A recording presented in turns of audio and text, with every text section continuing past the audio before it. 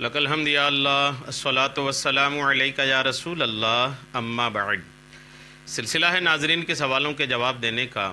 ناظرین ہمارے ویڈیوز کے کمنٹس میں اپنے سوالات کو لکھتے ہیں، ہم ان کے سوالوں کے جوابات قرآن و احادیث اور دیگر کتابوں کے حوالوں سے پیش کرنے کی سعادتیں حاصل کرتے ہیں۔ دیگر ناظرین سے عرض ہے کہ آپ بھی اپنے سوالوں کو کمنٹس میں ضرور لکھا کریں، انشاءاللہ ہم آپ کو بھی آپ کے سوالوں کا جواب پیش کرنے کی ضرور کوشش کریں گے۔ ہمارے ناظرین میں سے انہوں نے سوال کیے ہیں کہ کیا پیر بدل سکتے ہیں؟ کسی سے مرید ہوئے اور پھر مرید جن سے ہوئے ان میں سے کچھ پیروں کا نام بھی انہوں نے کمنٹس میں لکھا ہے، جیسے مدنی میاں سے مرید ہوئے، امیر اہل سنت سے مرید ہوئے، اور بھی ایک دو نام انہوں نے لکھا ہے کمنٹس میں جو بڑے ناموں میں شمار ہوتے ہیں۔ اور پھر یہ لکھتے ہیں کہ جب ان سے مرید ہوئے تو یہ چونکہ بڑے حضرات ہیں اور ان سے رابطہ بھی اتنی آسانی سے ہو نہیں سکتا ہے، اور مسائل وغیرہ پوچھ نہیں سکتے ہیں، تو ایسی صورتحال میں کہ اگر ایسے پیر کسی کو بنا لیے کہ جس پیر سے رابطہ نہیں ہو پاتا ہے، جس پیر سے کانٹیکٹ نہیں ہو پاتا ہے، سوال و جواب کا معاملہ ہو اور دینی اخروی کوئی مسائل کا معاملہ ہو، وہ حل کرنے کے لیے ان سے رابطہ نہیں ہو پاتا ہے، تو اس وجہ سے کیا پیر بدل کر کے اپنے مسجد کے امام کو پیر بنا سکتے ہیں؟ جبکہ مسجد کے امام کو کہیں سے اجازت بھی ہو اور وہ مرید کراتے بھی ہوں، تو کیا اسی صورت میں ایسا ہو سکتا ہے، کیا جا سکتا ہے؟ پیر بدل کر کے اپنے مسجد کے امام جبکہ اس لائق ہوں، ان سے مرید ہونا کیسا ہے؟ یہ ان کا سوال ہے، میں انشاءاللہ جواب پیش کرتا ہوں، توجہ کے ساتھ سنیے کہ پیر بدلنا کیسا ہے۔ پیر بدلنے نہ بدلنے کی بات پر آنے سے پہلے میں آپ کو یہ عرض کر دوں کہ پیر بنانے کا مقصد کیا ہوتا ہے، پہلے اس بات پہ غور کرنی چاہیے۔ آدمی پیر بناتا کیوں ہے؟ اگر پیر بنانے کا مقصد سمجھ میں آ جائے کہ کس وجہ سے ہم کسی کو پیر بناتے ہیں، تو اللہ نے چاہا تو سارے مسائل کا حل اسی میں ہو جائے گا۔ پیر بنانے کا مقصد کیا ہے، آپ سنیے۔ پیر بنانے کا مقصد کیا ہوتا ہے؟ پیر بننے اور بنانے میں سب سے بڑا مقصد آخرت کا فائدہ ہوتا ہے۔ جی ہاں، پیر بنانے کا مقصد آخرت ہے، یہ یاد رکھیے گا۔ پیر بنانے میں آخرت کا فائدہ اصل مقصود ہوتا ہے، باقی دیگر مقاصد بھی ہیں، مسائل پوچھنا ہے اور دینی دنیاوی مشکلات ان کے سامنے پیش کرنی ہے، جو بھی آپ کے معاملات ہیں پیش کرنا ہے، یہ ساری باتیں بعد میں آتی ہیں۔ مرید ہونے کا اصل مقصد یہ ہے کہ آخرت درست ہو جائے، کسی کامل پیر کے ہاتھ میں ہاتھ دیں، اور مقصد یہ ہو کہ یہ کامل پیر جب قیامت کے دن اللہ کی بارگاہ میں آئیں گے، اللہ کی بارگاہ میں ان کی کوئی شان ہوگی تو یہ اپنے مریدوں کو بھی بخشوا کر کے جنت میں لے جائیں گے۔ اصل مقصد یہ ہوتا ہے پیر بنانے کا۔ تو جب پیر بنانے کا اصل مقصد ہے آخرت، تو اس پر توجہ اپنی مرکوز کرنی چاہیے، اپنی توجہ اس طرف لا کے رکھنی چاہیے۔ اچھا، کیونکہ اصل بیعت آخرت کے لیے ہی ہوتی ہے۔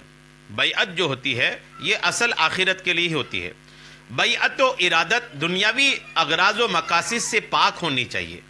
بیعت جو ہوتی ہیں اور یہ ارادت جو ہوتی ہیں یہ دنیاوی کوئی مقصد سے پاک ہونی چاہیے، کہ ان کی پیر بنا لوں کہ ان کی دعا سے میری دکان چل پڑے گی، میری مالداری آ جائے گی، میری غربت چلی جائے گی، میری صحت اچھی ہو جائے گی، میں بیمار ہوں اچھا ہو جاؤں گا۔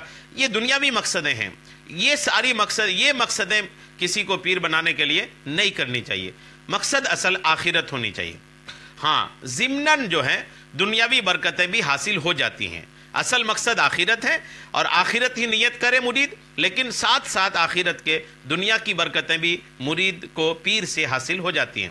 لیکن دنیاوی مسائل حل نہ ہونے کی وجہ سے، یاد رکھیے گا، دنیاوی مسائل حل نہ ہونے کی وجہ سے پیر سے بدظن ہو جانا، پیر کے بارے میں یہ سوچنا کہ یہ ہمارے کوئی کام کے نہیں ہے، یا پیر پر اعتراض کرنا، یا یہ سوچنا کہ پیر سے مجھے کوئی فائدہ ہی نہیں ملتا ہے، یہ میری بات نہیں سنتے ہیں، میں ان تک اپنی بات پہنچا نہیں پاتا ہوں، میرے کام نہیں بناتا ہے، یہ ساری سوچ جو ہے یہ بہت بڑی نادانی والی سوچ ہے۔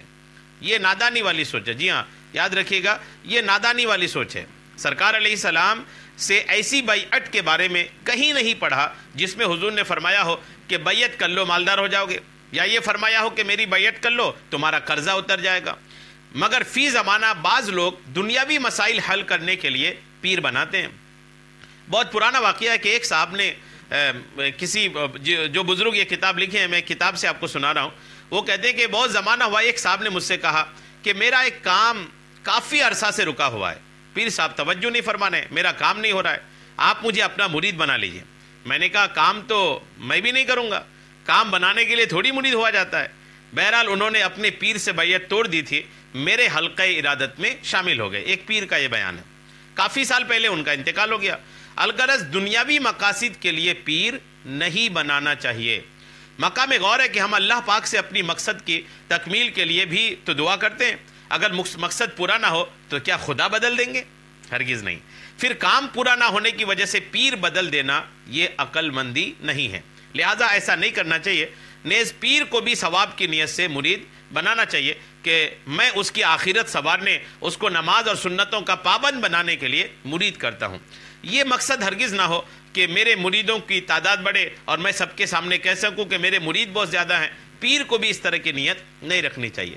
بہرحال مرید ہونے کا اصل مقصد چونکہ آخرت ہے، اس لیے جو بہترین پیر ہیں بھلے وہ آپ سے دور ہوں، آپ ان سے رابطہ نہیں کر پاتے ہوں، لیکن آپ کی نظر میں یہ ہونی چاہیے کہ تقوی، پرہیزگاری، شریعت کی پابندی، دین کا کام، شریعت کا کام، اسلام کا کام، تبلیغ اسلام کا کام، یہ جو سب سے بہتر کرتے ہوں، زیادہ کرتے ہوں، آپ ان کے ہاتھ میں مرید ہو جائیں، ان کے سلسلے میں مرید ہو جائیں، الحمدللہ اس کی برکتیں آپ محسوس کریں گے، دیکھیں گے ان کی برکتیں۔ دنیا میں دیکھیں نہ دیکھیں، آخرت میں تو ان کی برکتیں آپ دیکھیں گے ہی۔